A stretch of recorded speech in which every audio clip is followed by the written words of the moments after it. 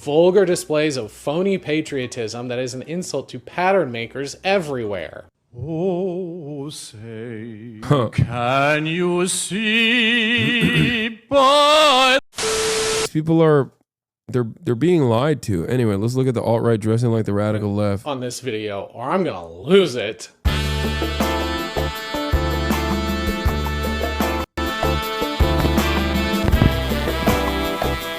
If you're watching my videos, we probably have a similar algorithm, and you've seen the clips and heard the discourse around the Sam Seder Jubilee video titled 20 Trump supporters take on one progressive. If you have no idea what I'm talking about and don't know how you got here, don't worry. I'll explain everything. Consider sticking around for a while. A lot of the discourse around that video is your typical frustration with most Jubilee content. How it's a complete spectacle where nothing is accomplished and no one learns anything. Okay, respect. Respect. I like this guy already. The Sam Seder video, people have mostly been clowning on Trump supporters, aka secret fascists in this case, as they go flying off the roller coaster tycoon death trap that is the Dunning-Kruger parabola. As per usual, there was also outrage at Jubilee themselves for platforming a bunch of dipshit cultists who have fully drunk the MAGA Kool-Aid, and allowed them to spread harmful misinformation on their platform. There were also a few folks confused by something else that didn't have anything to do with the rhetoric or regurgitated Jordan Peterson talking points.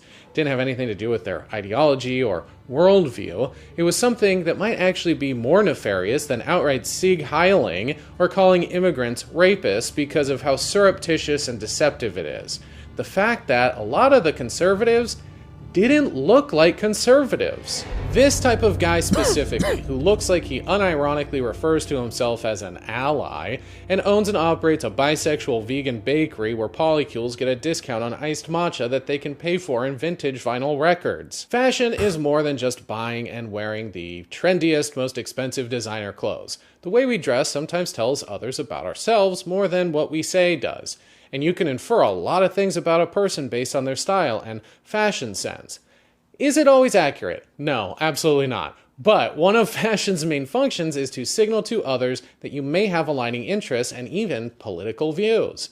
Take this guy, for example. The fleece vest, the laminated name tag, the ill-fitting bootcut jeans that match his wife's probably lead you to believe he works in tech, which might lead you to assume other things about him.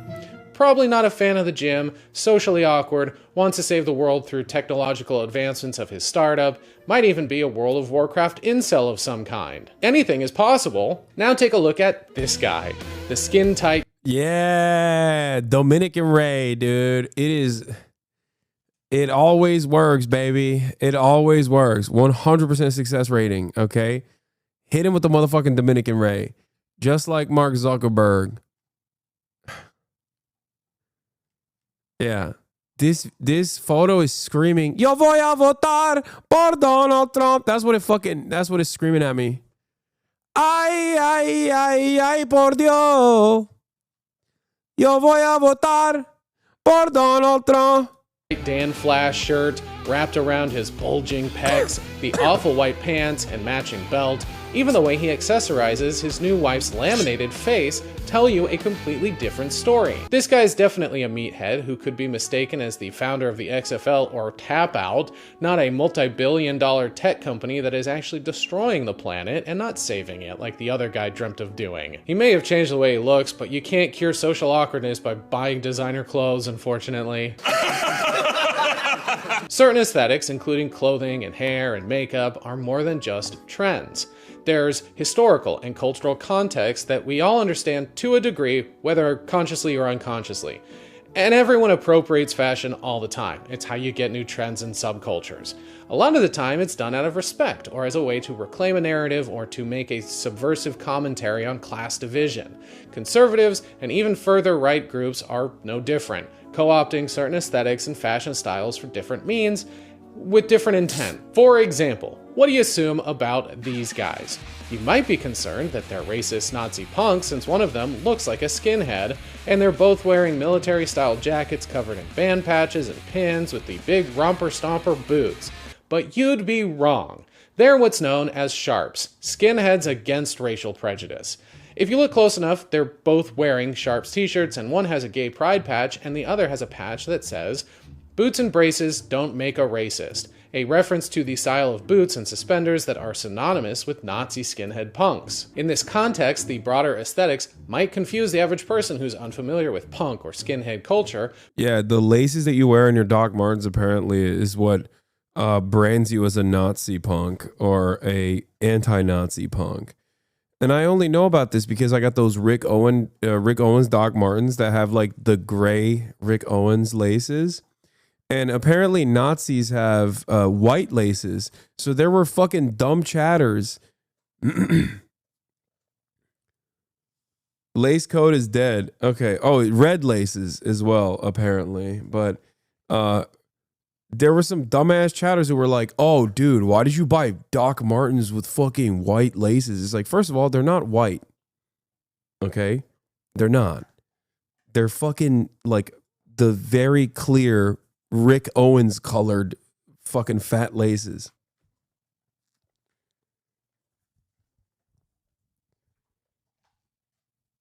The lace code is different and regional, so just wear rainbow laces. What's the word on yellow? No, yellow laces are fine. I have Doc Martens. One of them has yellow laces because that was the only color that was available for, and it was only for one shoe that I actually tied yellow laces to because my black laces got ripped apart. But for those in the know, this is a massive difference that signals two wildly opposing ideologies despite sharing a few stylistic elements.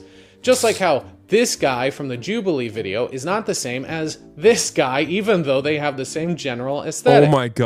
Oh my god, get fucked, Alex. And for anyone who is unfamiliar, that second guy is Alex Peter, aka Lol Overruled on TikTok, a pretty outspoken leftist and public defender in the state of New York. The opposite of that melted stick of butter wearing a merkin as a toupee. You see, the original skinheads were always sharps, they just didn't have to call themselves that. But over the years, the punk aesthetic was co-opted by racist pieces of shit to the point that society at large began associating the look solely with Nazi punks. Sharps emerged as a response to fascist appropriation and have tried to reclaim the movement and the aesthetic to a certain degree. As for the Jubilee Trump supporters, people have been pointing out, well, they're basically doing the same thing. They've taken a look and appropriated it as a kind of soft rebrand, but more on that later. You can find this appropriation among all sorts of styles and fashion aesthetics. Someone who's rocking a linen skirt and white dreadlocks and a septum piercing could just be into New Age spiritual hogwash and crystals. Or they could be an anti-vaxxer who thinks ivermectin and the power of positive. It's because they were the first thing, and then they became the second thing. Medicine. Someone wearing too tight synthetic gym clothes who's built like a bicycle seat could be a professional bodybuilder, or deeply into red pill manosphere 4chan boards. Even when someone's clothing is meant for function over fashion, you can probably still make some pretty logical assumptions about them. If someone is wearing $3,000 waterproof down-filled Gore-Tex ski gear, that might indicate their class, and thus their finances, and thus the industry they work in, and thus the associated priorities they might have in life. If they're wearing the hide of a bear they tracked, killed, field dressed, tanned, and then stitched into a set of matching pants and coat, that would certainly tell you something different. That guy isn't worried about fashion, but survival, who has a set of skills and values that the mammoth annual ski pass holder simply doesn't. I mean, either way, they're probably both xenophobic lunatics who tell indigenous people to go back to wherever they came from, though. So there's that. Fashion isn't a frivolity and... Okay, bro. The fucking bearskin guy got hated on for no reason. That dude probably is indigenous. Or at least lies about being indigenous. can be very nuanced. Actually, I take it back. Both of them lie about being indigenous. That's like the most white trait you can get. That's the white people's favorite pastime, is to fucking lie and be like, oh, I'm, 17% Sioux. General is just another form of communication.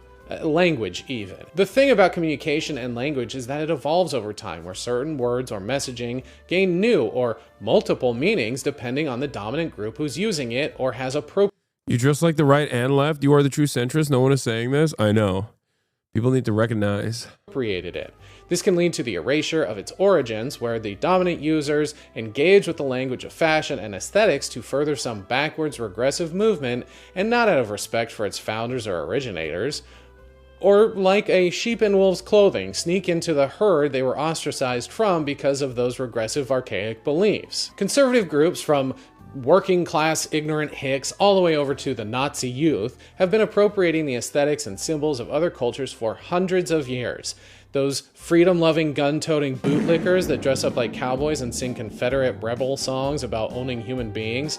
Yeah, that entire look came from Mexican vaqueros and early Native American culture. For fuck's sake, the earliest cowboys were black, and now dipshits who have lost a foot to diabetes go around calling themselves cowboys because they think putting a giant American or Confederate flag on the back of their jazzy scooter is the same thing. They're not dressing up in cowboy garb because they work a farm or herd cattle or appreciate the Americana aesthetics as fashion first and foremost. They're cosplaying cartoonish patriotism where style is secondary to being an outspoken racist who has a twisted nationalist view of what America represents. And more recently, groups like the Proud Boys have adopted their uniform from punk aesthetics, thrusting the Fred Perry polo back into modern-day fascist ubiquity.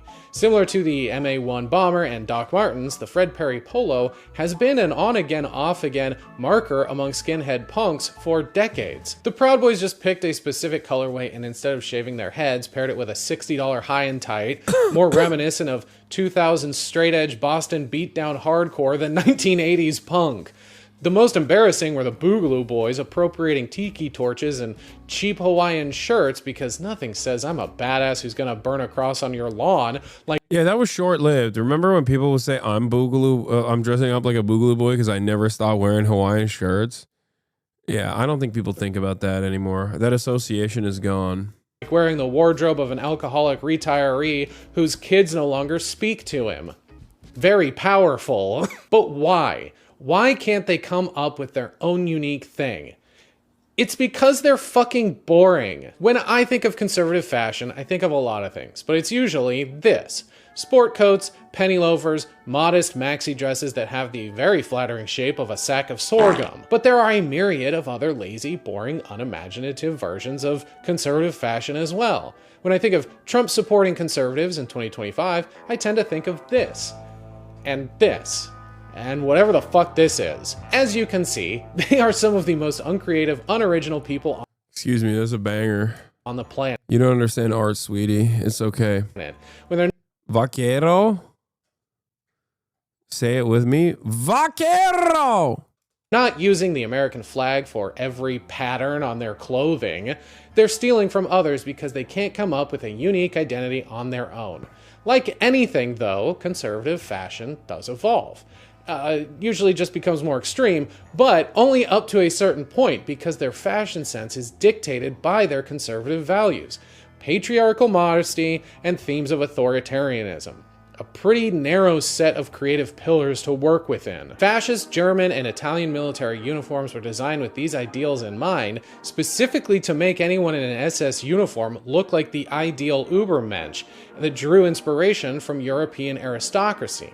It was the ultimate power suit, a white power suit that was ironically all black. Proud Boys fashion has followed a similar trend for a modern-day Call of Duty audience, and the tradwife aesthetic of recent years has admittedly embraced a less modest version of femininity with a pastoral twist, but to a fetishistic degree that is still ultimately controlled by men. So when this softboy aesthetic of corduroy and moppet hair popped up in the Jubilee video, people had some questions. Mainly of confusion because this look has been washed for a few years, especially the undercut man bun, but never has it signified that someone was a conservative or even a fascist like the other examples. The look itself fell out of fashion because guys who had the mustache and the glasses and the flopped coif and the chunky sweater got memed and stereotyped as someone who gaslights women and refuses to have condom sex. Sure, there were problematic inferences being made shortly after its popularization, but it's not like people thought they were. Dude, look at this. Oh, God. I wanna interrupt this broadcast for a brief moment because I was peeking at Twitter and I couldn't fucking handle it. Joe Trusman works for Foundation for Defending Democracy. Okay.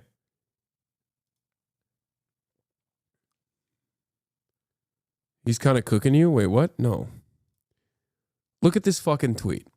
Muhammad Shahada says, Israel just bombed a key Gazan hospital under the pretext of targeting a wounded politician, non-combatant, while he was on a hospital bed receiving life-saving care. If Russia did this under the same pretext, the Western world would condemn this nonstop as a terror attack.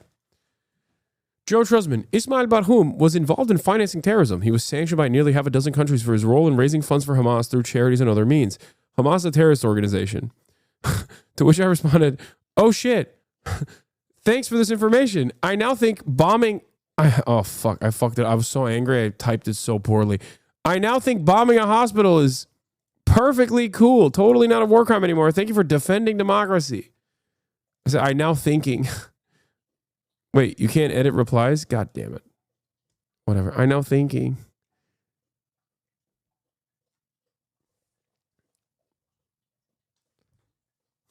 I've been there. Whatever. I know thinking. I know thinking. I now thinking. It's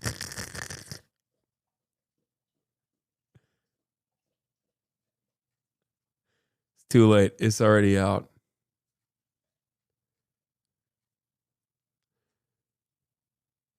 Oh shit, I thanks for this information. I now thinking. I thanks for this information. I now thinking.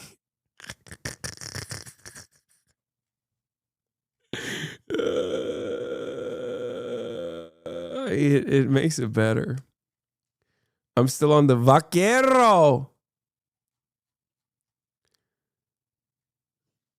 That's what happened. That's a real ESL moment. It's too late. I can't dirty delete. I'm keeping it. Fuck it. I'm still here. I'm still here. I was so angry. I was so fucking angry when I saw that tweet on the timeline that I just angrily typed it up without even looking at the fucking grammar and spelling mistakes. Were straight up Nazis, and obviously not every guy who looked like a Muppet that made a wish to be a human were all problematic. That's just what the internet was saying. Regardless, there was a cognitive dissonance based on our expectations of certain fashion choices when hearing conservative brain rot come from guys who dress in a way that aligns with more progressive or even just lived up thought. It's actually DEIA, sure. Right? You know that. Right. In government agencies. The A being for accessibility. Right. Yeah, and I think the attack on DEI isn't an attack on people's protections. It's on the other end of the spectrum, right? Wanting to end DEI doesn't want to end protections for someone being disabled, someone being inaccessible to get into a job. It rather wants to de-incentivize corporations to push them to hire these people on unfair bases. That's because this genre of guy could easily also be the emotionally intelligent, calls his mom every day kind of guy who understands that running a government is not equivalent to working at McDonald's. What does race have to do with running an effective government? What does race have to do? If let's say DEI on the micro level. I will tell you right now. DEI on the micro level at McDonald's. I'll tell you. Am I going to get better nuggets? I'll ask you a question. If the cashier is black or white, what does that have to do with anything? I'll tell you what it is. This style also fell out of fashion because it was no longer unique and cool in a broad sense and started to feel extremely contrived.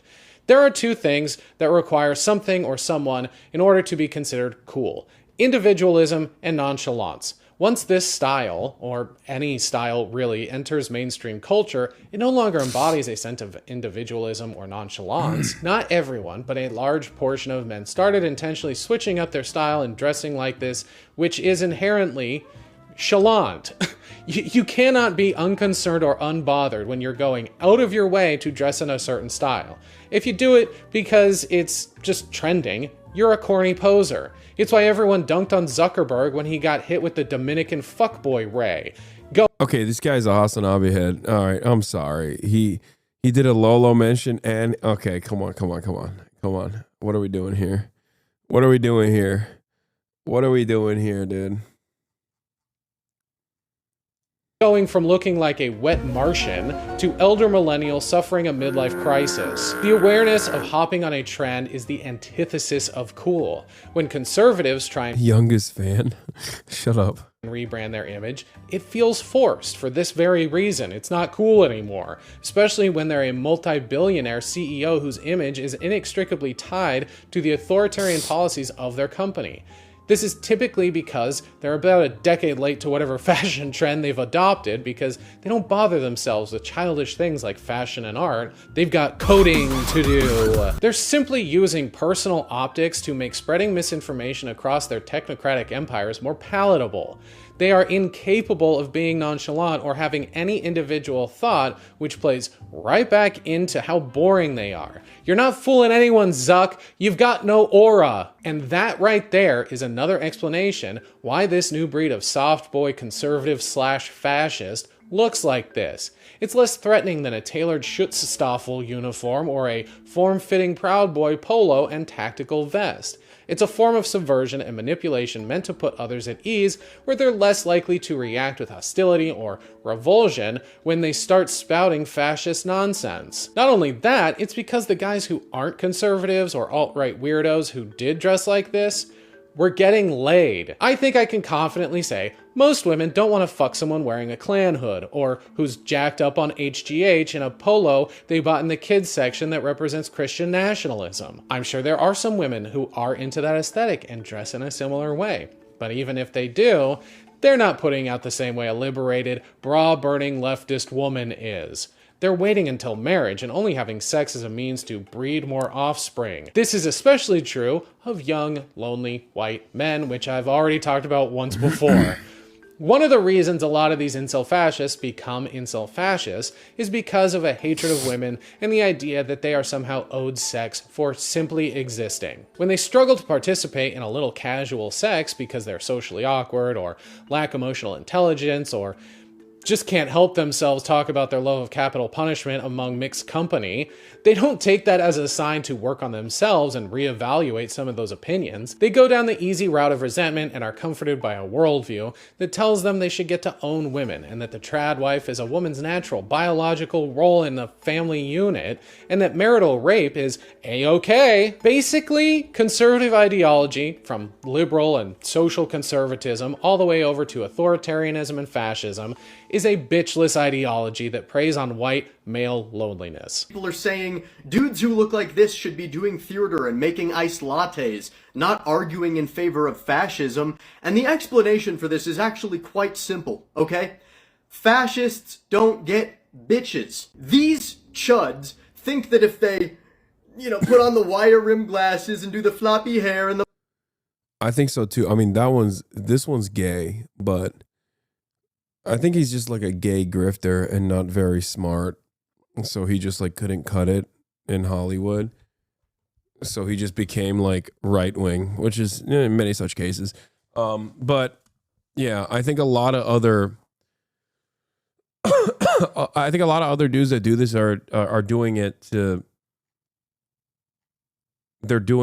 adopt an aesthetic because conservative values and conservatism, reactionary ideology, requires you to put no fucking real thought into aesthetics in general. And you just kind of adopt the aesthetics of the people that previous generations conservatives would call the F slur. The mustache or the loneliness. People are saying dudes who look like this should be doing theater and making iced lattes, not okay?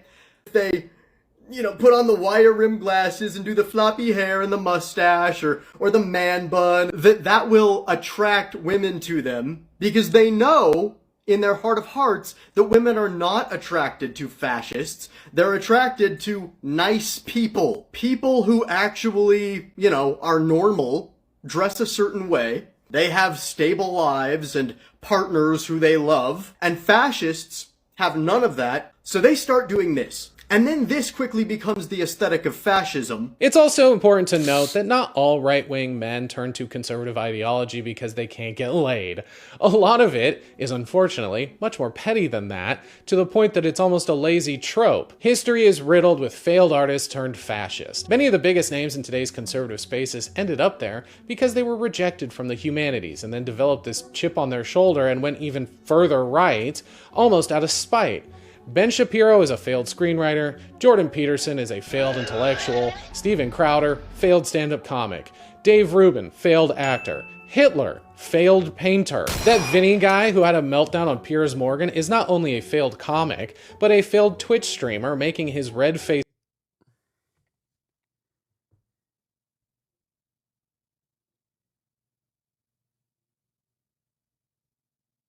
He's locked in. He made this video how many days ago?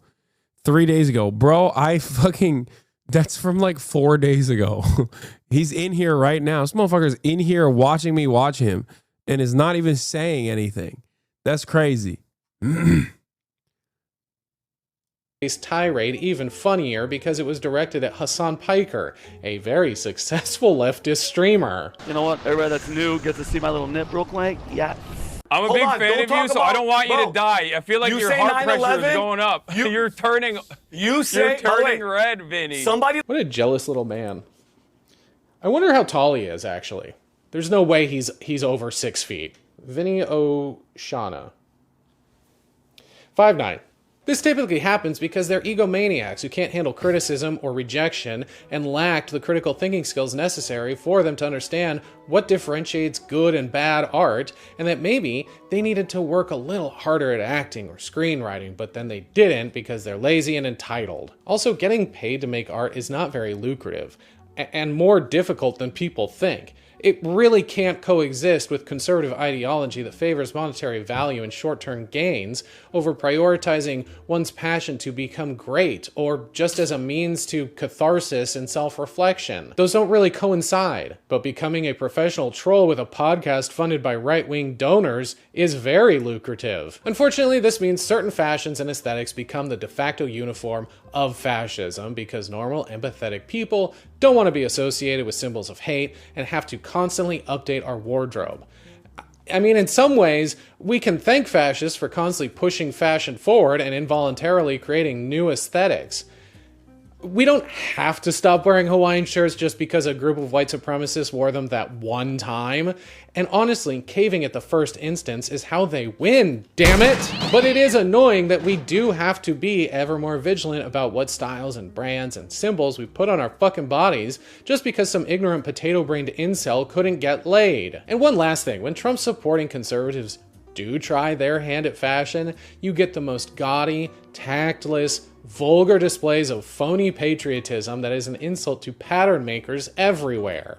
Oh, say, can you see by the dawn's early light what so proudly we held at the twilight's last gleaming, whose broad stripes and bright stars through the perilous fight, o'er the ramparts we watched were so gallantly streaming, o'er the land of the free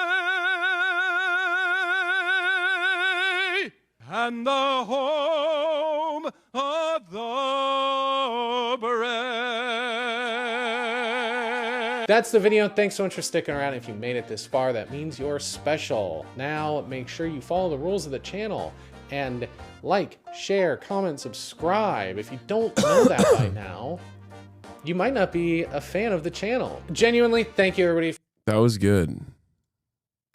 Dude, a lot of smaller channels I've been watching have been putting out absolute bangers recently.